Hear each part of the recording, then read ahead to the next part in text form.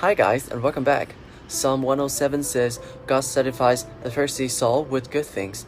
If you're going to see good things, healing, breakthroughs, favor, you have to stay thirsty. Keep believing for your dreams. Keep expecting new doors to open. Keep declaring favor over your children. Keep speaking promises over your health, your business. God didn't put a dream in your heart that He can't bring to pass. There's not a problem you're in that He can't bring you out of. The question is, are you thirsty? You hear people say, if you want something bad enough, it'll happen. That's not true. That's not true. Stop listening to stuff. If you want something bad enough, it'll happen. Who told you that? You know how many times you really wanted something and it never happened? You have to pursue your God-given gift. God gave all of you a gift at birth. He put it inside you at birth. You have it. You don't have to look for it on a mountaintop. It ain't in the ocean nowhere. You ain't got to take a trip to find it. God gave you everybody. He never created a soul without giving them a gift. You have a gift. But the other thing I would forewarn people about is don't look at success as fame and money. That's not what success is. Success is living in your God-given gift to the fullest. That's success. It's successful teachers. It's very successful nurses. They're not rich, but they happy. You could be happy without money. Man, I know a lot of rich people miserable, because money don't make you happy. Get off of Instagram and Snap, and get off all these blogs, and get into something that can really, really move your life forward. It's really not important what the majority of people that are blogging are saying.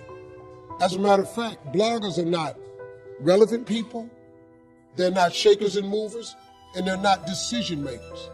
And they're not power brokers. So when you spend so much time in the blog world, the Instagram world, the chat world, all of this, you're wasting valuable time. If I was young and I had what you have, and you're the brightest group of young people that have come along in a long time, millennials are absolutely brilliant because you all have technology. I had no technology going on, nothing. You couldn't download a book. You had to go to the library, go to the card catalog, pull it open, find the book, find the number, go get on the elevator, go to the row, find the number book, get the book, and hope somebody ain't told a page out that you want to read. That's what it used to be. Y'all got Google. You can Google anything. You all have stuff at your fingertips that can make you great. But if you can combine your technology with your parents and your grandparents' work ethic, your could be rich. You could be rich, man. But you cannot erase the work ethic part. There is no getting around. Ain't no elevator to the top. You got to take the stairs. The elevator don't go to the top, man. Not in the world of success. You gotta take the stairs. Y'all gotta start getting gritty, man. I hate it when I see young people wasting their time, wasting all this technology got, just sitting around in this world that's been created for you that everything is instant. It's amazing, man, how you rely on technology and it's a help to you. But young people, you gotta get gritty, man. You got to develop some dog in you. You got to understand that success, you can't Google success. Go Google it. You can't Google it, man. I got something else for you because I've lived so long and I've been exposed to so many things. I've seen stuff hopefully you'll never see, and I've seen some things I hope one day you do see. But go Google exposure. It ain't going to take you nowhere. I've been around the world, man, because I've traveled it. But I traveled it because I've made myself uncomfortable. I have a life of convenience now. But in order to get the life of convenience, you got to have a very uncomfortable life. You got to get comfortable being uncomfortable. Stop trying to do everything the short way. Stop trying to figure out the easy way, because the ain't gonna happen. I got news for you, man. It's not happening, young people. You got to get messed up sometime. You got to get dirty. You got to get your feelings hurt. You got to get disappointed. You got to get told no. You're going to ask somebody for some money. He going to tell you no. But at least then, when I see somebody trying and I tell them no, I try to at least give them something else. See, I'm not going to hand you a fish sandwich. I'll teach you how to fish. But I'm not giving you a fish sandwich. You can forget that. I don't know nobody that's not trying to be happy or successful. If you're not trying to be those two things, something's seriously wrong. And you got to go get yourself some help. For us to create an excuse for anything, it's unacceptable.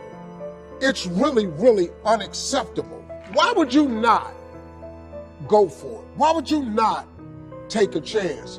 When you take a chance on you, I want you to remember something, that all of us were created in God's image. So when you take a chance on you, you're taking a chance on God. It's because God is in all of us. You know, I mean, look, man, you might not talk to him as much as you ought to. We might not acknowledge him in every way we should, but he's in all of us. The good that you see in you, that's God. That's God. When you care about somebody, that's God.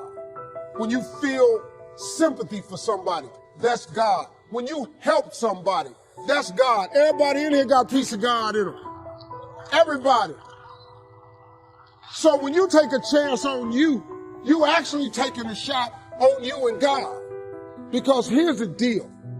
God, when he created all of you, all of us, he gave you a gift at birth.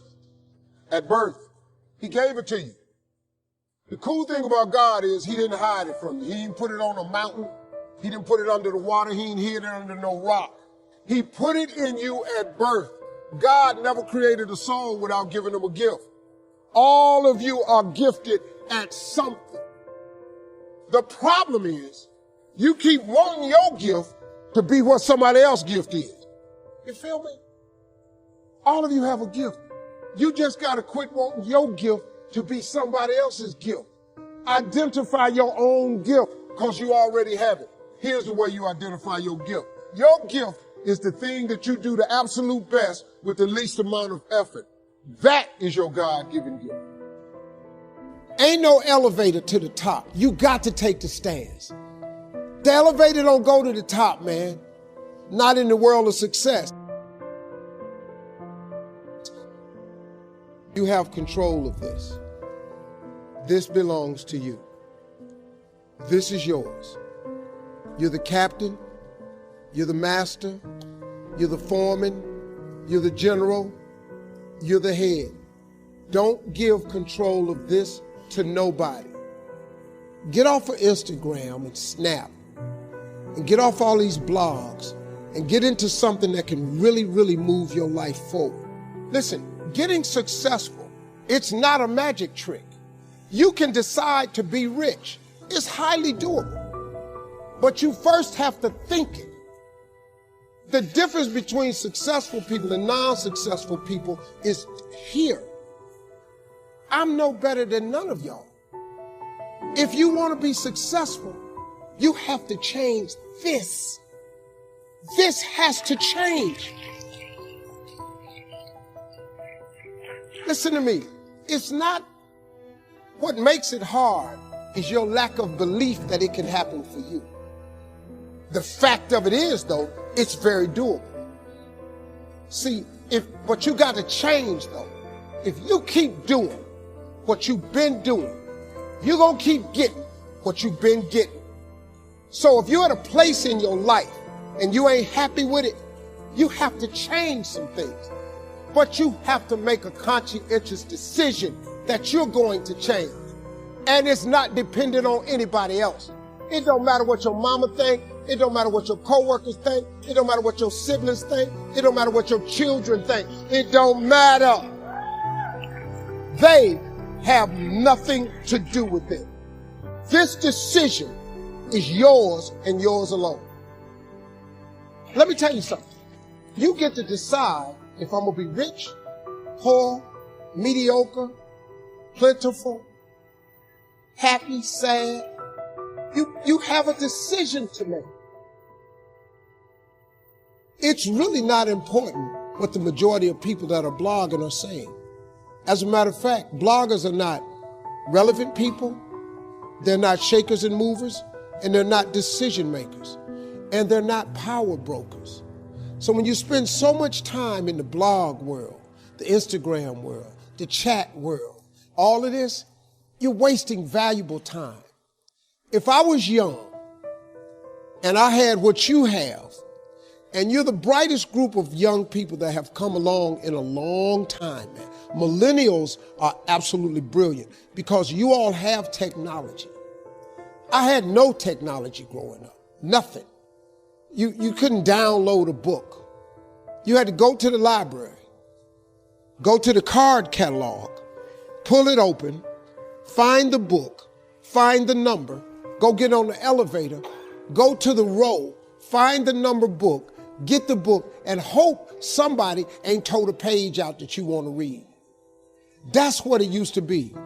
When my mom and them finally got the money together to help us educate ourselves, they bought an encyclopedia set, Britannica, Funkin' Wagner, and everything you wanted to know was in that encyclopedia, and that's all you could know.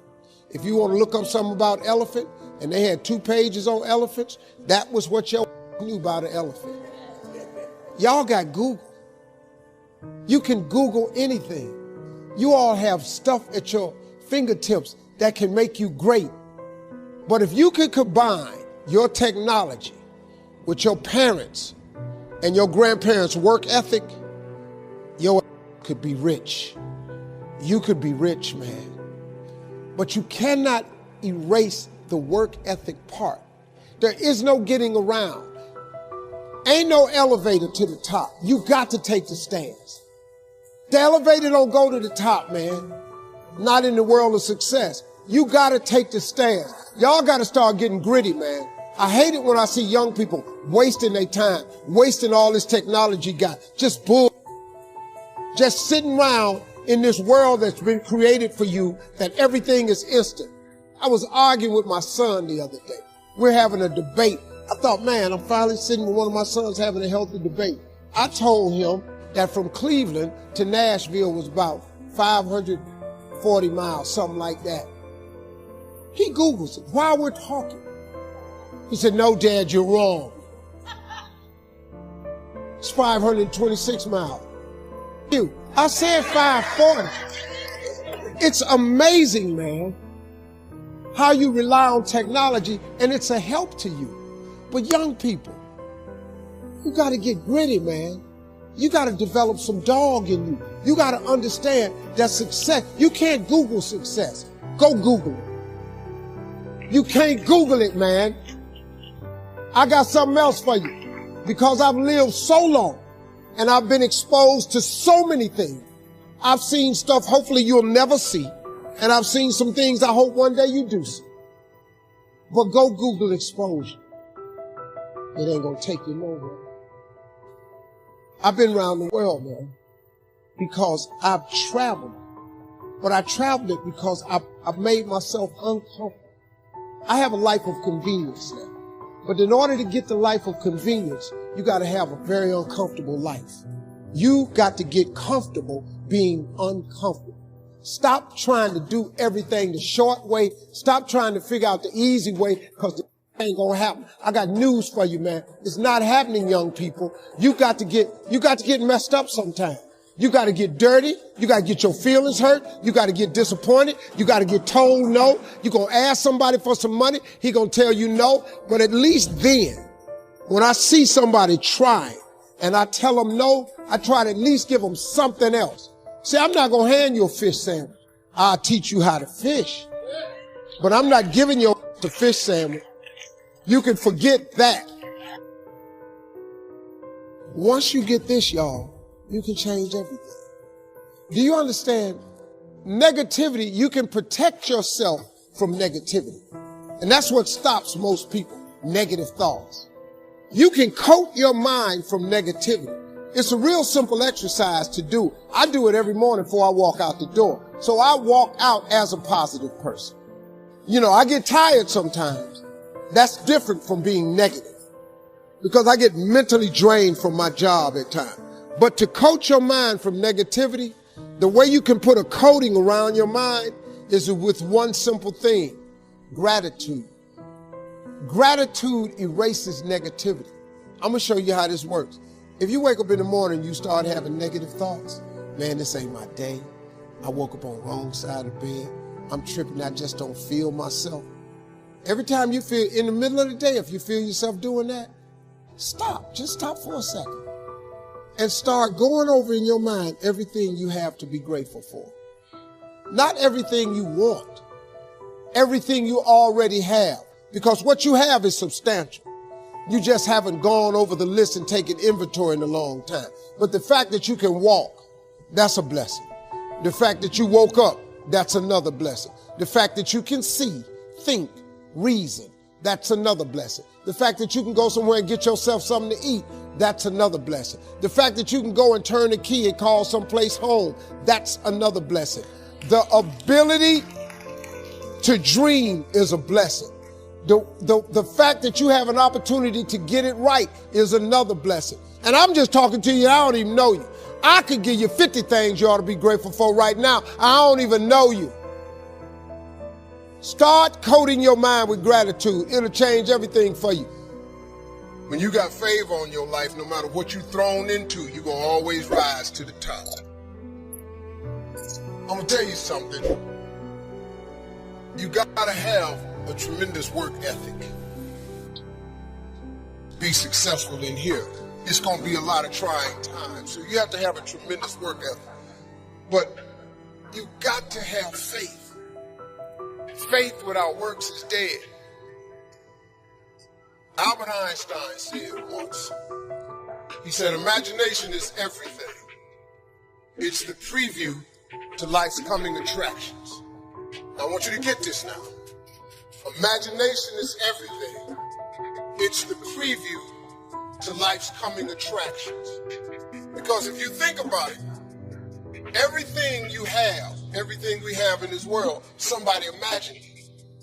It's your imagination is tremendous. Somebody was sitting on the phone one day talking with a cord to the wall and said, man, I wish I could just go outside with this phone. Everybody in here got a cell phone. Somebody imagined that. Somebody got tired of riding in a wagon cross country from slavery to freedom. Somebody said, I wish we had something that made these wheels move by themselves. We drive cars. People got tired of driving from New York to LA. Somebody said, I wish we could fly. We got airplanes. Imagination is everything.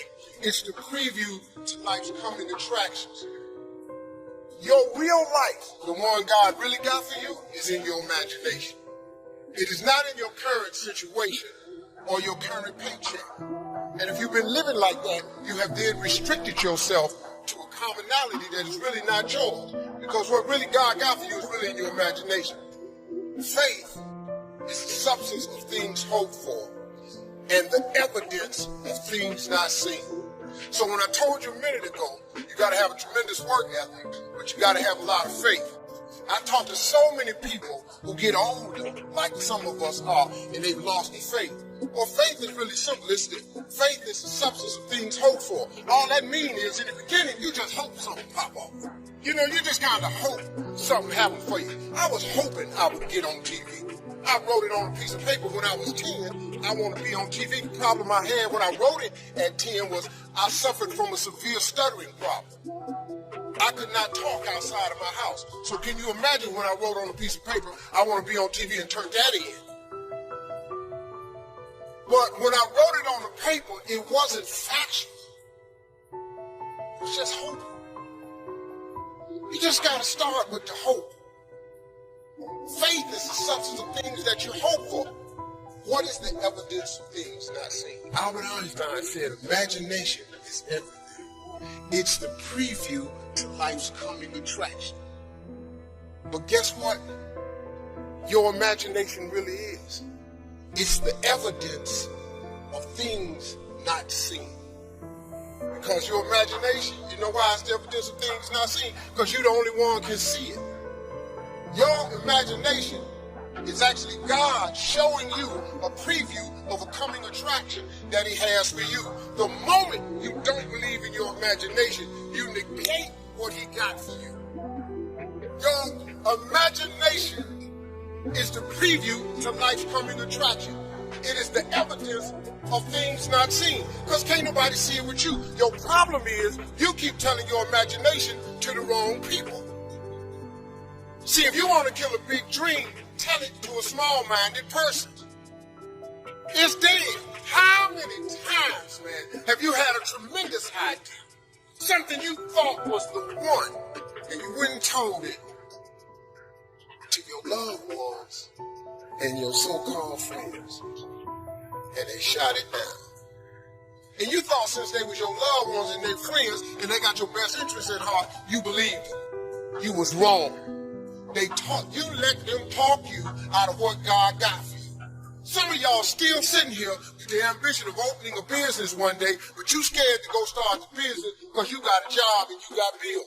Rich people got bills. You're going to let the fact that you got some bills stop you from opening the business, the thing that God done put in your imagination, so you're going to squash that because you got bills. Everybody got bills. Your real life is in your imagination. See, if you think you're too old to make it, let me give you a prime example. Colonel Sanders. Colonel Sanders has been frying chicken his whole life. He was telling everybody he had the best chicken in the world. Ain't nobody believe it. They turned him down everywhere. Colonel Sanders didn't get a franchise till he was in his 60s. Kentucky Fried Chicken sell more chicken than anybody in the world today. So if you're sitting here thinking because you got a little gray on you, you're too late. As long as God waking you up in the morning, that's the sign that he ain't through with you. So what you tripping for? You sitting up in here like God can't do nothing for you because you're 60. You have not because you asked not. Do you know the difference that could make in your life? But you sit here and you take what you have, and it could be so much more if you would ask. See, you have not because you asked not. When the last time you really asked him for something? Or do you keep making requests that's inside the confines of your paycheck? When you gonna get outside of that? Didn't I just tell you God ain't in your paycheck? Didn't I just tell you he ain't in your job title? The life God got for you is in your imagination. Why you still imagine this stuff? Why you keep dreaming of a summer home? Why you keep dreaming of retirement? I do not live my life in the confines of what anybody says to me. I let my imagination go, and my imagination is a preview to life's coming attraction. But what that really means is God showing you a preview of what he has for you. So now, if you have not because you ask not, do you understand if you up your ask, he has to up his give? That's period. This is simple stuff that anybody can apply, but you gotta ask for something. If you up your ask, he got to up his give, period. Have not because you ask not. How you can't get that from God? Why? Because you ain't asking. You keep asking him for stuff that fit in your paycheck. Your paycheck said 2015 Lexus, so you go down there and ask him for that. And guess what you get? A 2015 Lexus. You have not because you ask not. This ain't a magic trick, man. I have asked God for some tremendous stuff. Everything he hasn't given to me is on the way. I have no doubt about it. Why would he not? But you got to start the hustle. You got to give God something to work with. Look, if you start hustling and grinding, he'll fill it up for you. But if you ain't got no hustle and no grind, he can't fill it up. Number one thing in your world is not your education. It's your dream. So what you dreaming about, y'all? What you still dreaming about? What is God still showing you in your imagination? What are you so afraid of? Why would you not go and see what God really got for you before you leave this world? Why would you hang on to a job? If I was you, before I leave this world, I go see what God really got for me.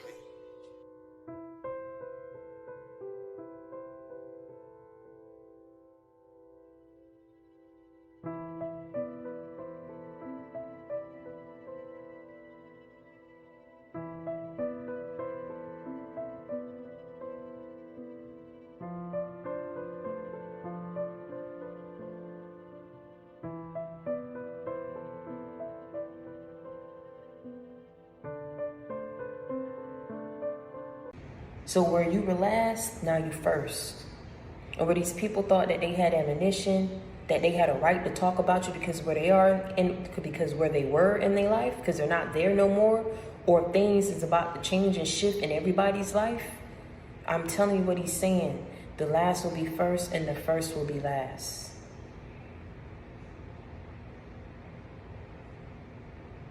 And I'm telling you about to be looking like a whole other individual out here. I'm telling you about to be on a whole new level of class, a whole new level of flash. People aren't going to be able to recognize you because of what he's doing for you. And the thing is, what you have to realize, no matter what somebody say about you, and no matter how they say, you know, you're not meant for this, or you shouldn't be here, and you shouldn't be doing this, you don't know what you're saying. The thing is, when God chose you, he chose you. He chose you before you even knew. Before you even knew where your life was going to go, before you even knew, like, before you even had a chance to make a mistake. To make a mistake. To sin. To repent. Before you had any chance of knowing what that meant, what sin meant, what making a mistake, what being wayward, before you knew any of this, he chose you. That's the thing. I know it's not making sense right now, but I'm telling you, like, I really had to get on here and come on here and say this really quick. Because the thing is, I'm talking to somebody right now that all your life you've been broken down by people. All your life you've been broken down by people. And see, I told you in my previous video that it wasn't happening to you. It was happening for you, to strengthen you. You get me what I'm saying? And this is because all your life you've been called ugly. Maybe you've been called, you've been outcasted. You know, all your life you've been, you know, told that you was broke, or whatever it is that people were saying. He saw something in you that the masses couldn't see, that they chose not to see. And even through all of that, he didn't let his decision and what he wanted to do for you, he didn't let these people's opinions alter his view and perspective of you, because he chose you at a very young age. He chose you before you was even brought into this world. He knew what you were going to be. He wrote out your life and how it was going to happen. He knew you was going to make mistakes. And see, the thing is, you didn't understand as you was going through it. You didn't understand until you made that transition in your life and you chose to get closer to him. You understand what I'm saying? That's what people didn't understand. He saw past what people were saying about you, and he picked you, and he chose you, and he worked with you. He saw how people were breaking you down, breaking your spirit. But he saw how you handled the situation. He gave you your dignity back, gave you your confidence back, gave you your self-worth back. And what I mean by giving that back to you is allowing you to see who you are. And he continued to work with you. No matter how many times you messed up, no matter how many times you went back, he was patient with you. He continued to give you blessings. He continued to talk to you and guide you, and he worked with you. Because he had already had this planned for you and for your life. And I don't know why I was singing this song. I wasn't singing it you know. But I was like, it was the song that came because I told you all aren't thanking him right now. Where you are in your life, you aren't thanking him for the monetary gains or the materialistic things in your life. Not that you're not grateful for it, but what you were focused on was the fact that where people left you, how bad they were talking about you, he gave you your dignity back, to be able to hold your head up high, to be able to make a living for yourself, to be able to be proud of who you are, to be proud of everything you accomplished, to be proud of how he turned your life around. This is what you're thanking him for.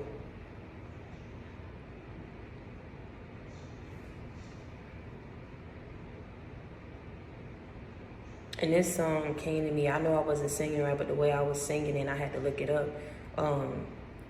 Silver and gold, silver and gold. I'd rather have Jesus than silver and gold. No fame or fortune, no riches untold. I'd rather have Jesus than silver and gold. But listen, let me tell you something. Even though that was coming to me about you rather have Jesus, he's still bringing these riches your way because of how humble you are. You get me what I'm saying? Even in the midst of him taking you to greater heights and levels of your life, all you was ever grateful for, tell me I'm lying, all you was ever grateful for was that he was able to give you your confidence back. He was able to give you your dignity back. You were able to regain your power and reshape and ground yourself so that you may become a better person, a healed person, an elevated being. Now you're wiser. Now you're stronger. You know how to maneuver through life.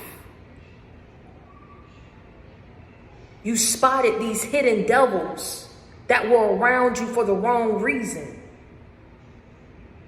that were trying to be you, tarnish your name, sabotage opportunities for you, didn't want to see you make it, didn't want you to be better than them because how they put their mouth on you. But you ain't never cared for the riches. You ain't never cared for the silver and gold. You was happy of the relationship you was able to build with Jesus. Do you understand what I'm saying? I'm talking with my people who, at the end of the day, this goes deeper than religion. This goes deeper than your faith in him. I'm talking about you got a one-on-one personal relationship with him. That's what people didn't understand. That's what they ain't bank on. That when the going got tough, you didn't give up. You didn't hate nobody. You weren't talking about nobody. You took your L. You got down on your knees and you asked God for help. And even though you won't care for the silver and gold, he's bringing it to you anyway because he know you thankful for him. He know that you're grateful. He knows that you're staying gracious, that you're being humble, that you're giving back. That's why he wants to do more for you. He knows who's in a position and who's in the headspace and the mindset to handle what it is that he wants to do for certain people and the blessings and the miracles that he's performed in people's lives. He can search your soul and know if you're ready and know if you're built and you're made for what he wants to do for you. And you've always been that because when he searched your soul and your spirit, it was pure. It was lighthearted energy. Ain't nothing was ever wrong with you, baby. You was just around the wrong people. But see, like again, I want to stress, it wasn't happening to you. It was happening for you.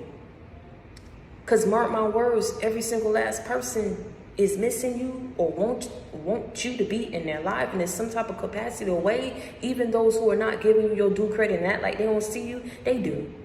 You're making a mark and you're making an impact in everybody's lives because of the power that you hold. Do you understand what I'm saying? You about to be like looking like a whole nother individual out here in these streets. I'm telling you, about to be on a whole new level of class or looking like a whole new level, a whole person. You understand what I'm saying?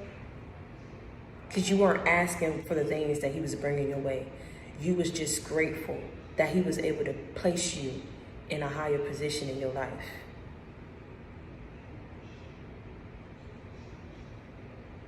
You took your L and you cried and you prayed for better days. And now he's bringing it to you. Silver and gold, silver and gold, you're gonna have silver and gold. No, you didn't ask, but he's bringing it anyway. You're gonna have brighter days. Welcome to the channel Excellence, where we strive for excellence. We strive to be one better than what we were yesterday. Why? Because that's our mission, to raise to our highest state of consciousness and to be the best we can.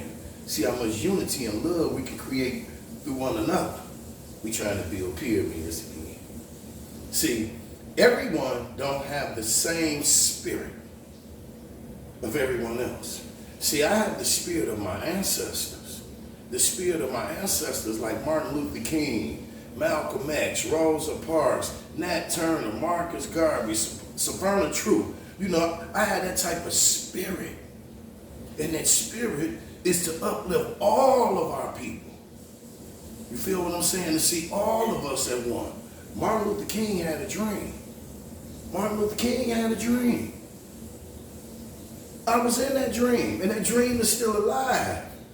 Because see, when I was a kid, I used to love Martin Luther King and everything. I used to listen to everything. You know, I used to watch him march and everything, the civil rights cause, all of that. See, I was born in the 60s. Grew up in Detroit during the riots. I think I was about 4 or 5 years old when my mother and them had to rush me to the doctor because of bullet fragments that had hit me in my eye walking down the alley when I seen the National Guard shooting at a person and the bullet hit the ground and pieces of it hit me in my eye. See, I've been through a lot. And now look at what we're going through. Look at what we're going through in this world. It's not about white or black. It's never been about that. The race riot is rich or poor. It's all of the rich trying to control the poor and trying to keep you and make you a slave. It's time for those who ended up last will be first, and those who were first going to end up last. Understand what's going on. Flip the script and let's get it on. See, I had to come to y'all and hit that little short message because y'all gonna get something else today though. I come to y'all in love, I leave y'all in peace. That's just my morning wake up call. Rise and shine. Remember, the world is yours and mine. But what you gonna do to make sure that we can make it, we all can make it another day? I say all of us. All of us. Because we ain't trying to kill nothing and don't want to see nothing die. See you later.